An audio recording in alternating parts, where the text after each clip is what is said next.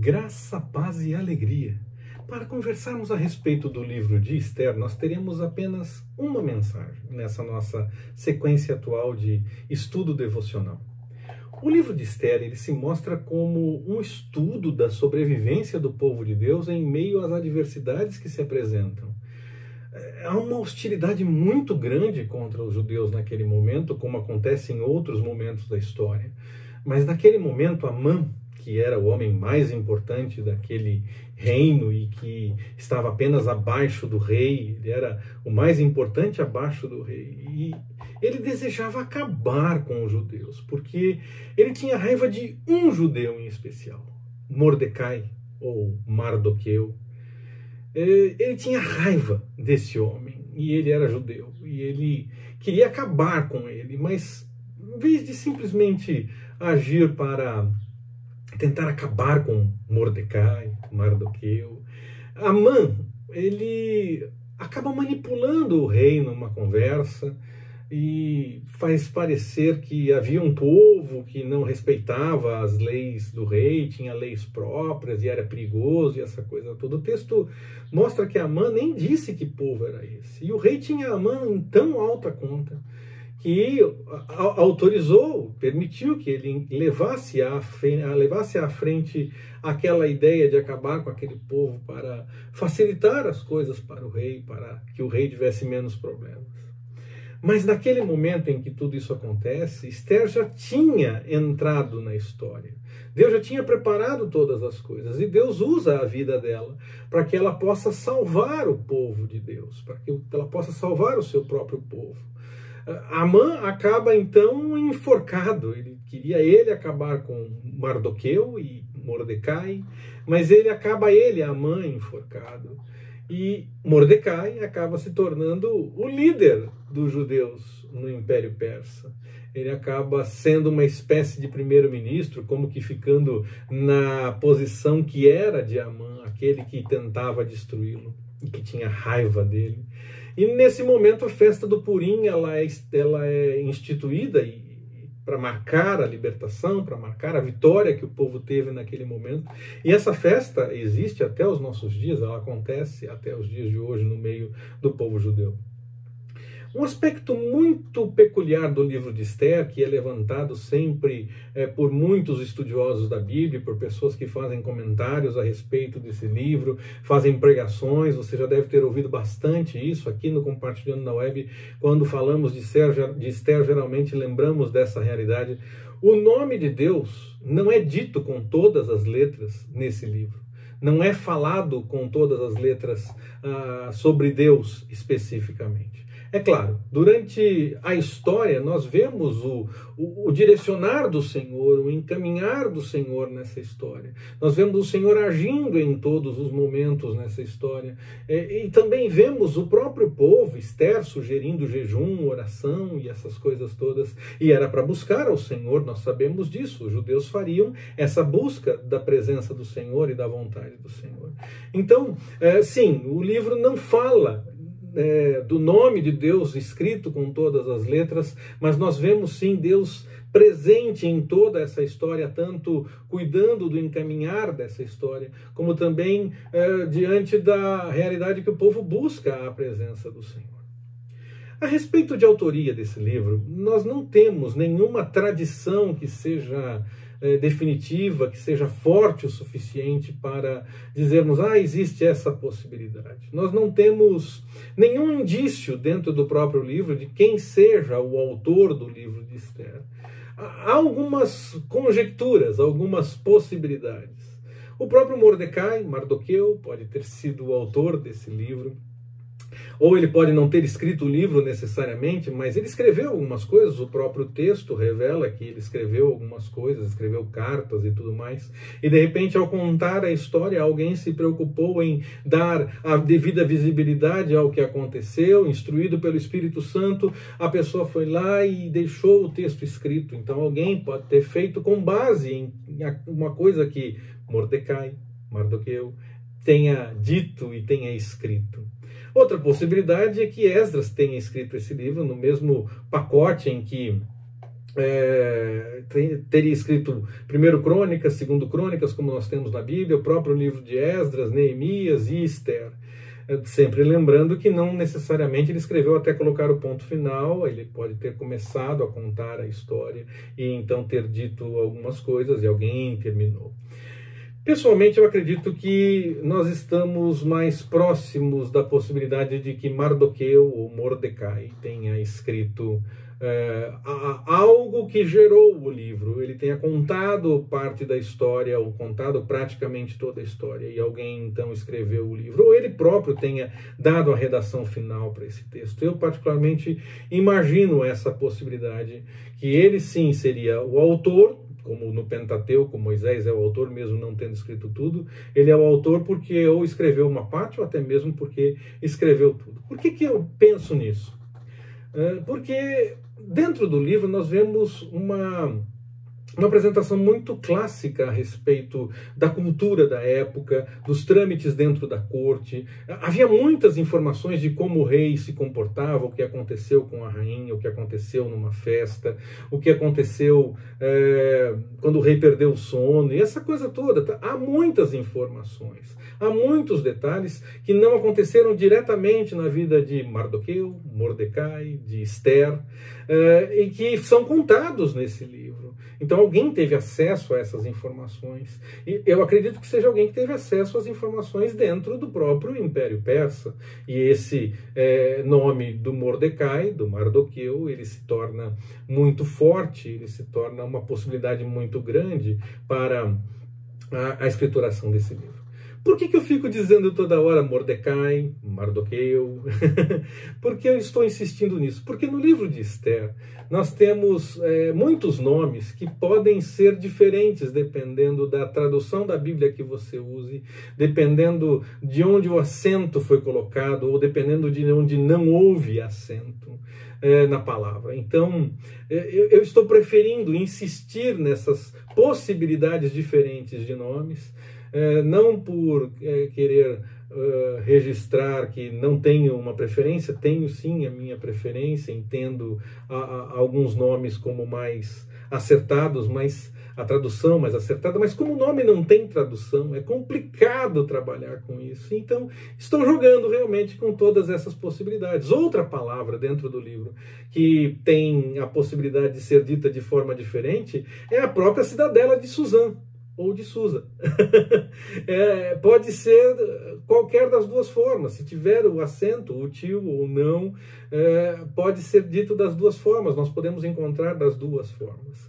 E por falar dessa cidadela, escavações próximas a ela mostram alguma coisa, já começam a mostrar alguma coisa que confirma o que o texto de Esther apresenta. Eu tenho acompanhado algumas informações nesse sentido. Não há muita coisa ainda, não foi categoricamente definido e são muitas informações que confirmam, há muito mais o que confirma do que o que contradiga, e não é dessa forma. Há poucas coisas sendo ainda descobertas, mas o pouco que foi descoberto, dentro desse pouco, há algumas coisas já confirmando o que o próprio texto de Esther apresentou. Muitas vezes, quando se descobre um texto novo ou se faz uma descoberta arqueológica, acredita-se que a Bíblia será confrontada e que será desmentida, e na maioria das vezes até aqui, se não em todas, o texto é confirmado. Todos aqueles que acreditam que vai ser uma grande revolução, uma grande mudança no entendimento, não conseguem confirmar essa realidade, porque o texto bíblico acaba sendo confirmado. Os textos que às vezes contrariam essas coisas são textos que na época já não foram aceitos como adequados, já foram rejeitados naquele momento por não apresentar a história da melhor forma. Então esses textos não servem para contrariar a Bíblia, eles já foram tidos como equivocados desde o começo. Há outros textos do passado que não estão na Bíblia, mas que são bons textos para leitura, para conhecermos, e há esses que já foram rejeitados desde o começo. Esses não servem para contrariar o que a Bíblia apresenta. Esther trata-se de uma narração muito bem elaborada, que mostra como o povo de Deus foi preservado da ruína, da destruição, no século V a.C. quando Assuero, que pode Assuero ou Assuero, ou que também pode ser conhecido nos livros de história como Xerxes I, pode ser a mesma pessoa, não se tem certeza se seriam pessoas diferentes ou se seria a mesma pessoa, pode ser. Quando esse era rei, quando Xerxes I, ou Assuero, ou Assuero, quando ele era rei, essa história acontece. E ela não foi escrita muito tempo depois daqueles dias, porque os detalhes apresentados são muito claros, e coisas da corte, como eu falei, essa coisa toda. Por isso que eu entendo que Mordecai, Mardoqueu, é realmente aquele que tem a possibilidade de ser o autor desse texto, ou alguém que deixou alguma coisa apresentada para que pudéssemos ter o conhecimento das coisas que são apresentadas nesse livro. O nome do livro, Esther, é o nome de uma mulher. Então, mais uma vez aqui nós vemos que o texto bíblico, apesar de ter uma cultura patriarcal, muito mais voltada para o masculino em evidência, ela não era machista da forma como nós entendemos nos dias de hoje. Eu tenho dito isso nessa sequência de mensagens, eu entendo dessa forma. Eu não vejo o texto bíblico como machista da forma como se entende nos dias de hoje, onde muitas vezes se tenta excluir a mulher, dar um papel menor para ela. O texto não, o texto deixa claro quando a mulher tem papel de prioridade, de primazia. Ele não tenta esconder, não tenta dizer que Mordecai, Mardoqueu foi mais importante nesse texto, porque ele insistiu, ele cuidou de Esther, ele criou Esther, ele encaminhou muitas coisas para que Esther fizesse. Não tenta dizer que ele é importante, o texto diz que Esther é importante. Então não há machismo nesse aspecto da forma como nós entendemos hoje, mas há sim toda uma cultura patriarcal, uma sociedade que realmente dava preferência para o homem, para o masculino. Esther era uma judia, bela, órfã, que foi criada por seu primo, Mordecai, Mardoqueu, e que o nome dela, o nome judeu dela, não era Esther. Esther é um nome persa. O nome dela era Hadassa. Ela então adota o nome Esther como um nome persa e deixa de lado naquele momento o nome Hadassa, que seria o nome de origem dela, mostrando o povo do qual ela fazia parte. Esse texto é dado o nome dela porque ela é a pessoa reconhecida nesse texto. Não é porque ela escreveu, ela é a pessoa reconhecida como importante nessa narrativa. Ela foi tida como quem conseguiu mudar a história, como quem Deus usou de fato para mudar a história e reverter aquele quadro em que maquinavam uma destruição e o Senhor mudou completamente a sorte, trazendo vitória, trazendo o cuidado no meio de tudo aquilo. Quando as pessoas pensam alguma coisa a teu respeito, não se preocupe, busque a vontade do Senhor, clame pelo Senhor e deixe Ele agir na história. Ele vai inverter a história se for necessário. Aquilo que maquinam contra a tua vida não vai prosperar, pode ter certeza disso. O Senhor vai cuidar de você, quer seja para dar testemunho durante os nossos dias ou até mesmo na eternidade. O que vale neste momento é confiar no Senhor, crer que Ele tem os seus planos e Ele executa. E se for necessário, Ele inverte completamente a história, como aconteceu com o povo judeu nesse momento. Então ela se apresenta, Esther se apresenta como alguém muito importante no meio desse contexto, e por isso então o livro tem o nome dela. Da mesma forma que o texto se preocupa em dizer que o nome de Esther é importante, que ela é extremamente responsável por todas aquelas coisas que aconteceram, que ela é reconhecida, o texto também tenta colocá-la como uma mulher de seus dias. Diferente de Vasti, ou Vasti, que confrontou o rei, não quis obedecer ao rei, Esther obedece ao rei. Ela até tem preocupação de se apresentar ao rei quando precisa interceder por conta da questão envolvendo os judeus, porque o rei não a chamava já há algum tempo, e se ela se aproximasse, ela poderia ter problemas por desobedecer.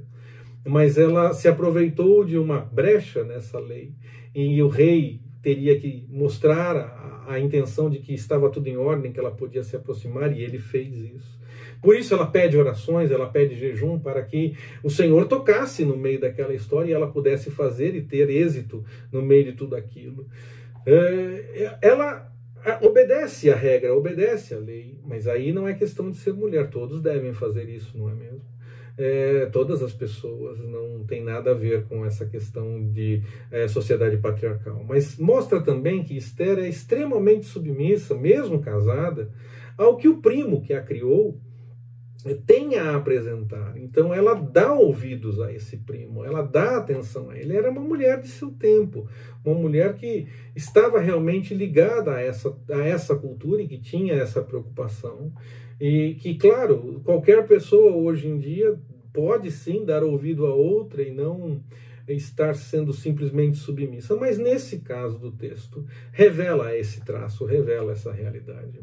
E ela era diferente da rainha anterior, porque ela se preocupava em obedecer. A rainha anterior não quis obedecer. Ela não fez nada em desobediência à lei. Ela tentou, e se desse errado, ela teria problemas. Mas não deu errado, deu certo. Ela conseguiu reverter aquele quadro e todas as coisas se acertaram diante da intercessão da própria rainha Esther, porque Deus preparou tudo aquilo. Deus tinha destacado ela para aquele momento. O livro então mostra o agir do Senhor desde o momento em que a Vasti vai contra o que o rei quer, até o momento em que o povo teve a grande vitória. Em todos os momentos nós vemos o Senhor agindo na história. Ele se manifesta no correr dos dias, no correr da história, com a história acontecendo. Nós queremos ver as coisas em ordem, queremos ver as coisas certas e as coisas resolvidas. Mas o Senhor também agiu no meio das angústias, no meio das dificuldades, no meio das complicações. Foi no meio dessas coisas que o Senhor agiu para reverter o quadro. O Senhor agiu no meio da história. Creia, o Senhor age no meio da história. Ele reverte a situação, Ele cuida de você no meio dos acontecimentos do dia a dia, no meio da história que vai acontecendo. O Senhor está cuidando de tudo. Creia nisso, busque a presença dEle, confie que Ele está do seu lado.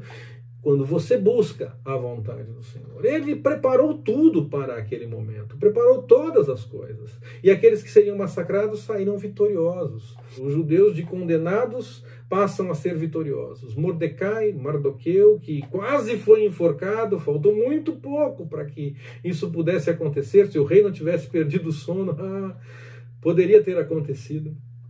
Ele acaba se tornando um conselheiro do rei. Os planos contra não prosperaram de forma alguma. O Senhor mudou completamente a história. E estava imaginando algo contra os judeus e o Senhor virou aquela história completamente. E aquilo que seria uma grande destruição se tornou motivo para iniciar uma grande celebração, uma festa que perdura até os nossos dias. Quando cada um de nós busca a vontade do Senhor, nós vemos Ele agindo no meio da história. Podem até fazer planos contra a nossa vida, podem até pensar que estão fazendo alguma coisa que vai causar problemas para nós, mas o Senhor sempre cuida da nossa vida. Encaminha todas as coisas para que possamos viver da melhor forma como Ele tem como plano. E o testemunho será dado no devido tempo, quer seja para a eternidade, quer seja para mostrar, como nos dias do livro de Esther, que a história foi totalmente revertida. O Senhor tem os seus planos, Ele vai cumprir os seus planos na sua vida. Nada do que pensem ou maquinem contra você pode ser efetuado se o Senhor não tiver um plano para que a história tenha um fim proveitoso para o louvor da glória dele. Creia que o Senhor realmente age. As pessoas podem até ver os acontecimentos ou não, mas o fato é que o Senhor está sempre agindo. O Senhor está colocando a história em ordem, como aconteceu no livro de Esther. O Senhor está fazendo as coisas, está agindo na história. Nós podemos confiar e aguardar sempre a vitória da parte do Senhor. Que Ele nos abençoe. Forte abraço, até mais, permitindo o Senhor.